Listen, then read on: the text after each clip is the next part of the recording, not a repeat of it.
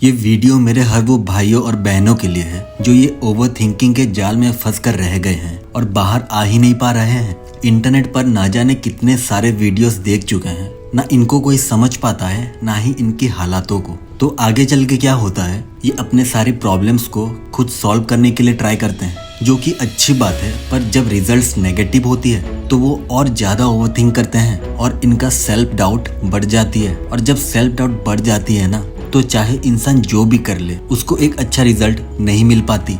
इनको बहुत सारे डिफरेंट सर्कमस्टेंसेस से गुजरना पड़ता है। हालात और भी ज्यादा बिगड़ने लगती है। ये जैसा चाहते हैं वैसा बिल्कुल भी नहीं होता, बल्कि उसका अपोजिट होती है। ऐसा क्यों होता है? क्या हर प्रॉब्लम्स का सॉल्यूशन सिंपल और नॉर्मल नहीं हो सकती क्या? हमेशा हम जो करना चाहते हैं वो होता क्यों नहीं? आखिरकार इसके पीछे रीजन क्या है? क्या हमको ओवरथिंक करना चाहिए? और अगर करना चाहिए तो इसका फायदा और नुकसान क्या होगा, ये भी हमको पता होना चाहिए। ये वीडियो के अंदर जो भी मैं आपसे कहने जा रहा हूँ, इसे ध्यान से सुनना, और ये दोनों जेंडर के लिए एप्लीकेबल है। ओवरथिंकिंग क्या है, ये कब आती है, इससे छुटकारा कैसे पाए? देखो, लोग अपने हिसाब से अपने हालातों के अकॉर्डिंग बताते हैं कि ये करना चाहिए, वो करना चाहिए। इससे आप ओवरथिंक करना बंद कर दोगे, ठीक है? जो कि इसका सॉल्यूशन बिल्कुल भी नहीं है। ये कोई छोटा मोटा मैथ्स का इक्वेशन नहीं है जो कि फॉर्मूला डालो और सॉल्व हो जाएगी। इस वीडियो में हम ट्राई करेंगे ओवरथिंकिंग को कैसे जड़ से निकाल कर बाहर फेंकें। देखो, हम किसी भी स्पेसिफिक बात पर ओवरथिंक करते हैं। रीजन अलग अलग हो सकती है। अभी आपका प्रॉब्लम आपके लिए बहुत ही बड़ी है। ऐसा हो सकता है ये प्रॉब्लम किसी और के लिए बहुत छोटा है, क्योंकि इसको कैसे ओवरकम करना है ये बात उसको इजीली पता है, पर आपको नहीं पता। आपको कैसे पता चलेगा? जब आप उस प्रॉब्लम को सॉल्व करते टाइम जो एक्सपीरियंस करोगे उससे।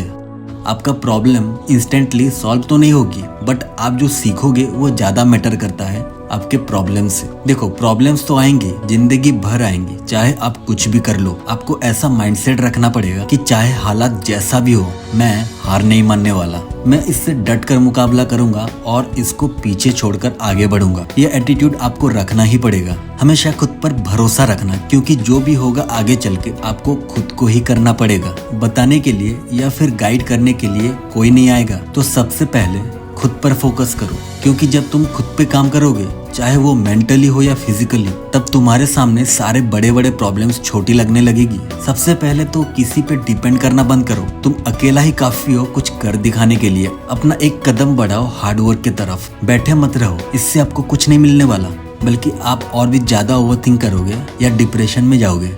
अभी बात उठकर ये आती है कि आप अपना काम करते हो हार्डवर्क के साथ, ठीक है, और आप जैसे रिजल्ट्स एक्सपेक्ट करते हो वैसे कुछ भी नहीं मिलता। तो इसमें गलत क्या है? देखो, हमारी जो साइकोलॉजी है, हम कुछ भी करते हैं तो ऑटोमेटिकली उसका रिजल्ट्स कैसे होनी चाहिए हम अपने दिमाग में ही इमेजिन कर लेते हैं कि ऐसे ही होगा, फुल कॉन्फिडेंस के साथ। तो इसमें और एक चीज ऐड हो गई, वो है कॉन्फिडेंस। ध्यान से सुनना मैं क्या बोल रहा हूँ। हमारे इमेजिनरी वर्ल्ड में हमने ये अज्यूम करके बैठे हैं कि रिजल्ट ऐसे होने वाली है, वो भी फुल कॉन्फिडेंस के साथ। पर जब रिजल्ट आने के टाइम रिजल्ट एकदम उल्टा होती है हमारे एजम्पशन के अकॉर्डिंग, तो हम टूट जाते हैं। क्यों? क्योंकि हमारा कॉन्फिडेंस भी टूट जाती है, जिसको हम बेवजह अपने रिजल्ट्स के साथ जोड़ कर रखे हैं। यही सबसे बड़ी गलती हमने किया। भगवान श्री कृष्ण कहते हैं, कर्म करते जा, फल की चिंता मत कर। भगवान है, कुछ तो सोच कर बोले होंगे। तो अगर आप रिजल्ट क्या होगा वो सोच कर काम करेंगे, तो ना ही आपका काम अच्छे से हो पाएगी, ना ही अच्छा रिजल्ट आएगी। तो बस अपना काम करो, मेहनत करो, गलत कदम मत उठाओ और रिजल्ट के लिए वेट मत करो। आपको पता नहीं चलेगा आप अपना काम करते करते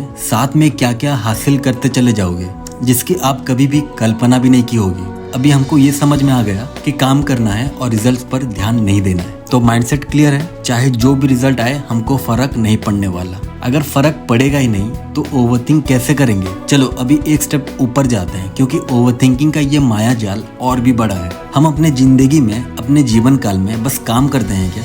नहीं, हम लोगों से बातें करते हैं। आप मानो या ना मानो, आपकी पर्सनैलिटी जैसे होती है आपको लोग वैसे ही देखते हैं। आपकी बातों को उतना ही प्रायोरिटी देते हैं। जब जाने अनजाने में हम कुछ ऐसे बोल देते हैं जिसका रिप्लाई में कुछ ऐसा आता है जो सुनने के बाद हमको बहुत ही ज्यादा बुरा लगता है, और हम आने वाले कुछ दिनों के लिए डिप्रेस्ड हो जाते हैं और उसी बात को लेकर बैठ जाते हैं और ओवरथिंक करते हैं। ऐसा होता है कि नहीं बताओ? ऐसे क्यों होता है पता है? क्योंकि जब आप किसी से बात करते हो तो आप जल्दबाजी में होते हो और ये सोचते हो कि सामने वाला आपसे बेहतर है। तो उसका फेक अटेंशन पाने के लिए आप कुछ भी बोल देते हो और फिर वो रिप्लाई में जो बोलता है आपको अच्छा नहीं लगता है। सबसे पहले आप खुद को टाइम दो, खुद से बातें करो, खुद को स्ट्रांग बनाओ और हमेशा ये सोचना कि मैं सबसे बेहतर हूँ। ये एटीट्यूड बहुत ही जरूरी है। चाहे सामने जो भी हो, आपको ये मानना है कि आप उससे बेहतर हो और उसको भी ये फील होना बहुत जरूरी है। अभी कुछ ऐसे फैक्ट्स हैं इस नए जनरेशन के लड़के और लड़कियों का जिसको सुनकर आपको थोड़ा अजीब लगेगा, बट अगर आप अच्छे से देखोगे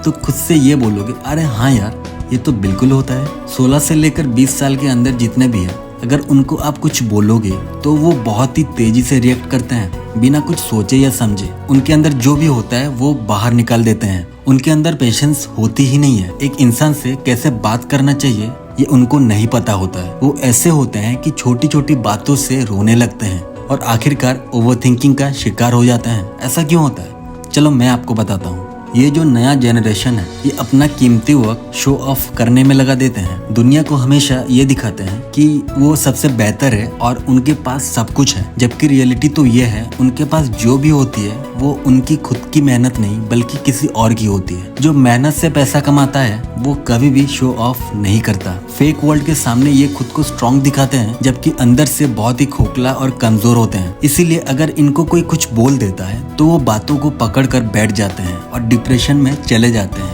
आखिरकार ओवरथिंकिंग का शिकार होते हैं। इसका सॉल्यूशन क्या है, मैं आपको बताता हूँ। अगर आप इस जनरेशन में बिलोंग करते हो तो ध्यान से सुनना मैं क्या बोल रहा हूँ। आपको इस फेक वर्ल्ड के माया जाल से निकलना होगा, शो ऑफ बंद करना होगा। पेरेंट्स के पैसे से खुद को बड़ा नहीं दिखाकर खुद पे काम करना होगा। पैसे खुद कमाओ, मेहनत करो और फिर आप अंदर से स्ट्रांग हो जाओगे। जब आपको पता चल जाएगा ये सोशल मीडिया में जितने भी लोग हैं सारे फेक हैं, तब आप मेंटली और फिजिकली स्ट्रांग हो जाओगे। तब किसी की बातों का आप पे कोई असर नहीं होगा। फिर तो आप ओवरथिंक बिल्कुल भी नहीं करोगे। मेहनत करो, फोकस रहो, जिस चीज पे काम करना चाहिए उस पे काम करो। फालतू के बातों से और लोगों से दूर रहो। जब कंसंट्रेशन पावर आपकी बढ़ जाएगी, आप खुद की एबिलिटी को जान पाओगे, आप काम और भी अच्छे से करोगे। अच्छा एनवायरनमेंट में रहो जहाँ पर मेहनती लोग रहते हैं जिनसे आप कुछ सीख पाओगे। अगर आप ऐसे एक प्रोजेक्ट पर काम कर रहे हो और आपको पता है कि ये करने से मेरा फायदा है, इससे मैं कुछ सीख पाऊंगा या फिर आगे चल के ये मेरे करियर बनाने में मेरा मदद करेगा, तो उस चीज पर ओवरथिंक करो। इससे आपका ही भला होगा। ओवरथिंक